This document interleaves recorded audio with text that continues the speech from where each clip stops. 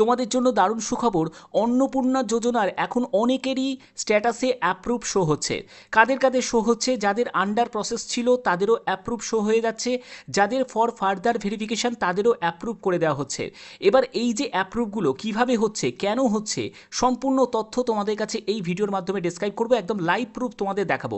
Candidate কিছুক্ষণ আগেই আমাকে স্ট্যাটাসের যে পিডিএফটা আমার কাছে সেন্ড করেছে, আমি সেটাই তোমাদের কাছে ডেসক্রাইব করছি, তোমরা একদম স্টেপ বাই স্টেপ দেখে নাও, ঠিক আছে? এছাড়া তোমাদের কাদের কাদের ক্লেম করতে হবে আমি সেই আপডেটটাও তোমাদের দেবো। তো দেখো, তোমাদের দেখতে পাচ্ছ যে এই হচ্ছে অ্যাপ্লিকেশন স্ট্যাটাস।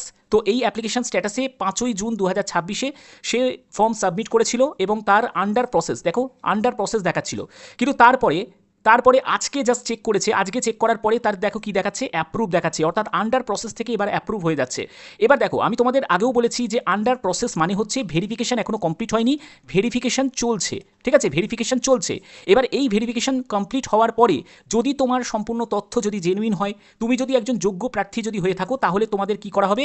অ্যাপ্রুভড করা হবে, আর আদারওয়াইজ তোমাদের যেটা করা হবে সেটা রিজেক্টেড করা হবে, ঠিক আছে? তো এখানে ক্যান্ডিডেটের সম্পূর্ণ ঠিক আছে, তার জন্য সে যখন আপডেটটা করেছে তখন দেখতে পেয়েছে যে তার এখানে অ্যাপ্রুভ শো হচ্ছে। দেখতেই পাচ্ছ এখানে একদম তোমাদের লাইভ প্রুফ দেখাচ্ছে যে অ্যাপ্রুভ শো হচ্ছে, ঠিক আছে?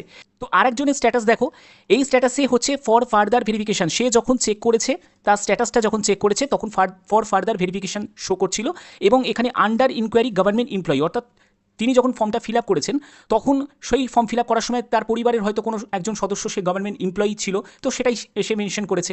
তো তার জন্য ফর ফার্দার ভেরিফিকেশন, দেখো ফর ফার্দার ভেরিফিকেশন মানে কিন্তু ঘাবড়ানোর কিছু নেই, মানে অতিরিক্ত যাচাইকরণ করা হচ্ছে, যে এই ব্যাপারটা ইন্সপেকশন করছে যে তুমি কোনো সরকারি চাকরি করো না তো, বা তুমি যদি একজন বিবাহিত মহিলা হয়ে থাকো, তোমার স্বামী কোনো সরকারি চাকরি করে না তো, তো এই ব্যাপারটা জানার জন্য। দেখো, স্বামী যদি সরকারি চাকরি করে থাকে, ওয়াইফ পাচ্ছে নাকি এই ব্যাপারে কিন্তু প্রপার কোনো ইনফরমেশন এখনও পর্যন্ত আমার কাছে নেই, বা এরকম কোনো কেউ আপডেট এখনও পর্যন্ত আমাকে দিতে পারেনি, ঠিক আছে? কিন্তু এনার ক্ষেত্রে ঘটনাটা কি ঘটেছে আমি পরবর্তী তোমাদের স্ট্যাটাসটা দেখালেই তোমরা বুঝতে পারবে। দেখো, ইনি আজকে যখন স্ট্যাটাস চেক করেছে তখন তার ফর ফার্দার ভেরিফিকেশন থেকে অ্যাপ্রুভড হয়ে গেছে। দেখতেই পাচ্ছ আমি শুধু প্রাইভেসির খাতিরে তার নামটাকে হাইড করে দিয়েছি, ঠিক আছে? তো অ্যাপ্রুভড হয়ে গেছে। এটা কি করে হলো? হয়তো তার পরিবারের অন্য কোনো সদস্য, মানে তার দাদা হতে পারে বা ভাই হতে পারে, সেই সরকারি চাকরি করে, সেইটাই তারা যখন ইন্সপেকশন করে দেখেছে যে তুমি তো সরকারি চাকরি করো না, বা তুমি যদি বিবাহিত মহিলা হয়ে থাকো, তোমার স্বামী তো সরকারি চাকরি করে না, তাহলে সেক্ষেত্রে তাকে কিন্তু অ্যাপ্রুভ করা হয়েছে। এবং আরেকটি ঘটনা তোমাদের কাছে শেয়ার করি, যদি সন্তান সরকারি চাকরি করে তবুও কিন্তু মাদের তাদের অন্নপূর্ণা প্রকল্পের টাকা কিন্তু পাচ্ছে, ঠিক আছে?